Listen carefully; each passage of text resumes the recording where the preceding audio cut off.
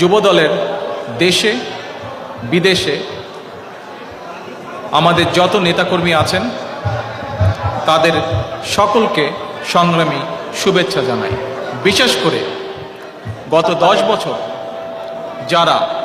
বর্তমান স্বৈরাচার সরকারের বিরুদ্ধে তাদের অত্যাচার, জুলুম, খুন, গুণ সকল কিছুর বিরুদ্ধে, সকল নির্যাতনের বিরুদ্ধে রুখে দাঁড়িয়ে আছেন, তাদের প্রতি রইল আমার আন্তরিক শুভেচ্ছা। একই সঙ্গে আমি স্মরণ করতে চাই